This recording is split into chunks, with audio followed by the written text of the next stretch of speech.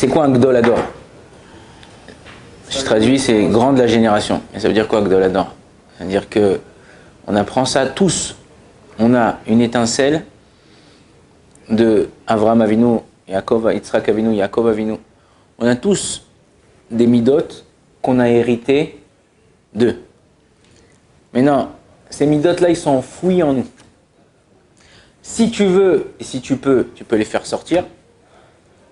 Si tu veux pas, tu peux rester comme tu es, pourri. Mais non, tu vas dire, oh, non, je suis pas pourri, regardez, je fais de la tzedaka, je me mets de filine le matin. C'est pas ça. Les mitzvot, c'est un moyen pour arriver à se parfaire. Il y a une histoire magnifique. Vous savez que après la Shoah, il y a beaucoup des enfants, des orphelins, des veufs qui sont venus en Israël. Il y a un rabbin qui s'appelle le Rav Kahneman. Rav Kahneman, c'était le Rosh Yeshiva de Ponyovitch. C'est lui qui a ouvert l'Yeshiva de Ponyovitch. Et il a ouvert à l'époque aussi une maison d'orphelins, un orphelinat. En 1949, il y a un enfant qui est venu, Shlomo. Il avait perdu ses parents dans les fours crématoires. Et quand il arrivait, comme plusieurs enfants, mais lui, il arrivait, il était sale, il s'était pas douché.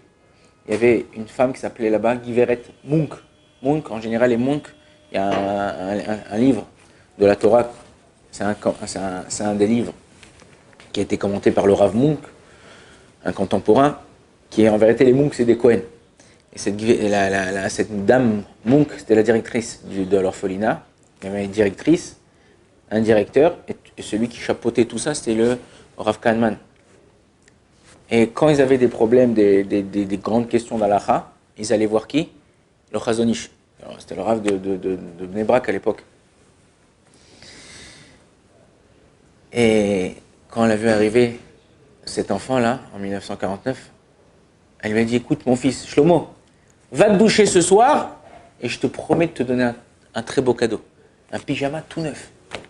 Et lui, elle se levait le matin, elle allait réveiller les enfants. Elle le voyait endormi dans son lit, tout habillé. Il ne changeait pas, il n'allait pas se doucher. 1 jour, 2 jours, 3 jours. Elle dit, c'est pas possible. Elle a appelé le directeur. Le directeur est venu, il a essayé de lui parler et tout. Il lui a dit, non, je veux pas. On dit, bon, je veux pas, il faut qu'on appelle le Rav Kahneman.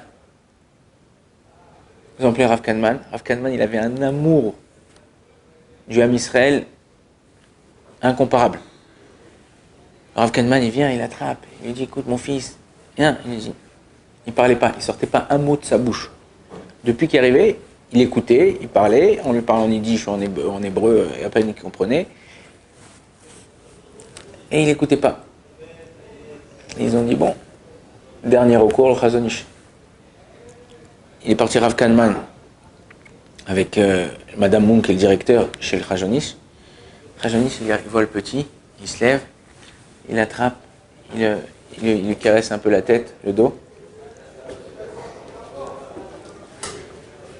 Il lui dit, mon fils, pourquoi tu ne veux pas te doucher?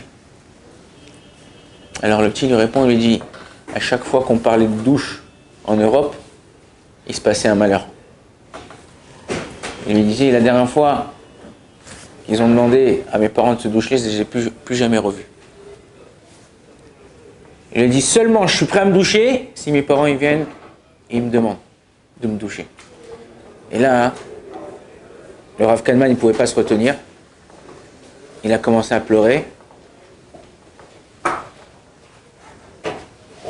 Giveret Munk et l'autre directeur, ils sont retournés, ils ne voulaient pas montrer qu'ils avaient les larmes aux yeux.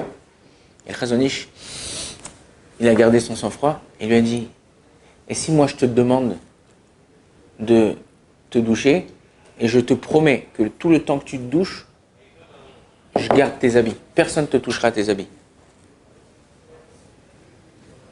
Il a dit, ok, je suis prêt. Mais que vous me gardez-vous mes habits? Comme ça, il a dit le petit. Il a dit, ok, il n'y a pas de problème. Tout de suite,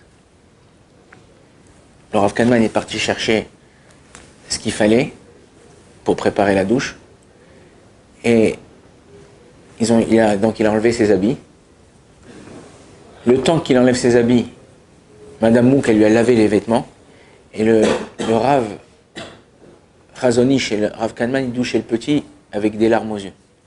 Et il pleurait, il pleurait, il pleurait. Maintenant, ça faisait très longtemps, ça faisait quelques bonnes semaines que le petit, il n'avait pas pris de douche. Et il pleurait, il pleurait, il pleurait. Et quand il sort de la douche, le petit ne voit plus ses habits. Le Razonich lui dit, t'inquiète pas, tes habits sont là, tu vois la corde, ils sont en train de sécher. On vient de te les laver. Je te promets de ne pas aller dormir toute la nuit et de rester à côté de tes habits tant que c'est pas sec, personne ne touchera à tes habits. Ils lui ont mis le pyjama, le nouveau pyjama, et le Razonich lui a donné, il l'a fait dormir dans son lit.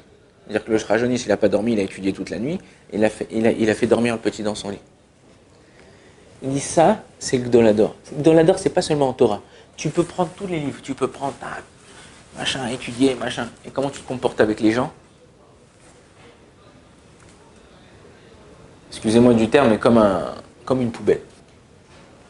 Par contre, quelqu'un qui est grand, c'est aussi savoir respecter l'autre, même si en face de toi, tu as un enfant.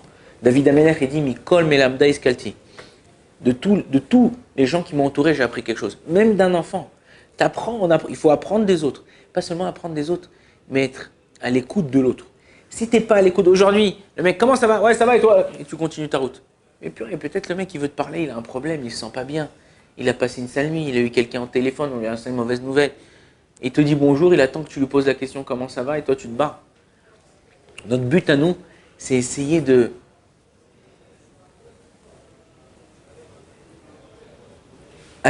affinir nos midotes, savoir comment on est. Quand toi tu fais attention à ce qui se passe autour de toi, toutes les choses elles changent. À Tel Aviv, il y a plusieurs shkounotes. Il y a des shkounotes, à l'époque il y avait même plusieurs quartiers, il y a même des quartiers religieux. Une fois j'ai un copain qui est là-bas, qui travaille, qui donne cours là-bas, qui a une bête à Knesset. Et il dit, une fois j'étais comme ça avec mon caddie, tout ça, il était tard, il y avait la queue dans le petit super. Il dit, il y avait un petit jeune devant moi, 25 ans comme ça, et il avait un petit sac en plastique, avec un biberon, du Materna, une tétine.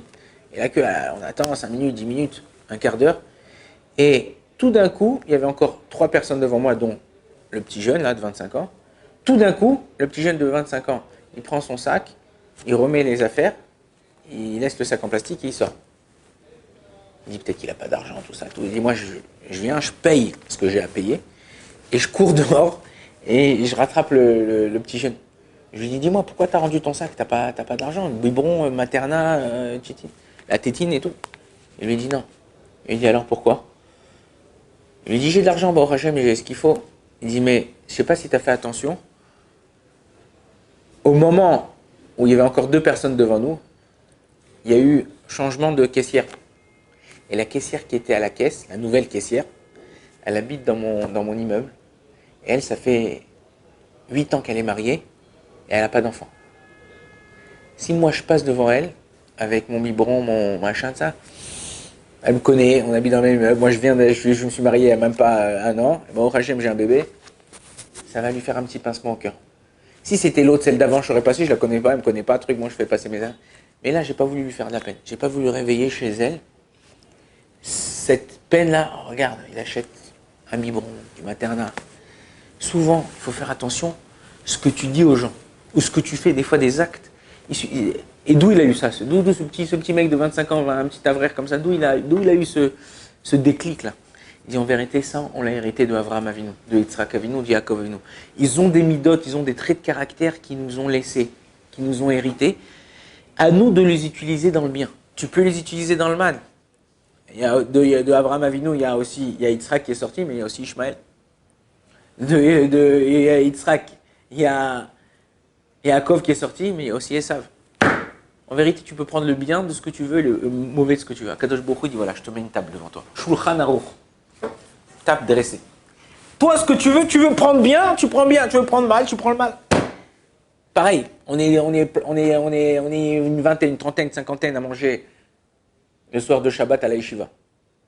Tu peux te goinfrer, manger, machin. Après, tu peux plus, t'as mal au ventre. Pendant 2 jours, t'es pas bien. Et tu peux manger un petit peu de cette salade, tu veux faire des petites kiffs, ta petite damroute. ta petite vodka, ta petite bourra. Tu te fais un petit kiff, Après, t'es bien, bon, Hachem, j'ai kiffé, je vais monter, ça. Le Rav Yitzhak Yosef, le fils du Rav Vadia Yosef, il nous a dit une fois, je fais attention au Shabbat de ne pas manger certaines choses. On lui a dit pourquoi? Il dit des fois même je ne mange pas la daf. On lui a dit pourquoi? Il a dit parce que quand je mange ces daf, je me sens lourd et après je suis fatigué pour mon limoud, je ne peux pas étudier, je peux pas. C'est plus honnête que Shabbat. C'est pas seulement pour ça, il n'y a pas longtemps, il y a un élève à moi, il m'a envoyé une vidéo. C'est comment enlever la fatigue chez un homme. Tu es fatigué, tu te lèves le matin, t'as pas envie de te lever, t'as les yeux qui sont collés et tout. À 1h, t'as mangé, tu dis je suis obligé d'une petite sieste, là, j'en peux plus et tout, tu vas te reposer une petite heure et tout. Il dit il y a certains aliments dans la vie qu'on nous donne qui nous fatiguent. Des fois, c'est le laitage. Il dit comment faire? Mange normalement et remarque, après ce que tu as mangé, comment tu te sens. Si tu sens qu'après tu as mangé certaines choses, tu es fatigué, enlève-les de ton alimentation. Et tu verras que doucement, tu te sentiras mieux. Ton corps, le sang, la fatigue c'est quoi? C'est quand ton sang, il circule moins vite ou il circule vite, mais il va, qu'en général, il y a le sang, il ne circule pas tout, même dans la tête. Quand tu as mangé, le sang qui circulait aussi dans la tête, on a plus besoin, ou dans d'autres parties du corps, dans le ventre, pour pouvoir accélérer le processus de digestion. Mais non, c'est pour ça que quand tu manges, on dit, tzaddik, la Gemara dit comme ça, tzaddik ochel et sova nafsho. Le tzaddik, il mange à sa satiété. Il sait exactement, le Rambam il dit pour être bari, pour être en bonne santé, il faut manger une étape avant où tu es rassasié. C'est-à-dire tu t'arrêtes une étape avant où tu es rassasié. Il dit un homme qui mange toujours comme ça, il se sentira toujours au top. Toujours pas fatigué, toujours tac, entre eux. Fait du sport, important de faire du sport. Avadia, il allait le soir, il marchait une demi-heure, prenait une trêve rota, il marchait, il parlait de Torah, il marchait à un moment, il ne pouvait plus trop sortir. On lui a amené un tapis, vous savez, les trucs, tapis roulants pour courir dessus, tout ça, on marchait dessus. On a besoin de ça. Kadosh Baruch Hu nous a donné une gouffe et un neshama, il a donné un corps et une âme. L'âme, tu dois la parfaire, travailler sur les minotes comme on a vu. Et le gouffre aussi, tu dois t'en occuper. Tu dis pas, non, vas-y, la Torah, mon frère, et tout, je bouge pas, et tout, et tu vois les mecs comme ça, machin, et tout. Alors, d'être en bonne santé, d'être bien important, c'est bien, c'est important. Tu dois.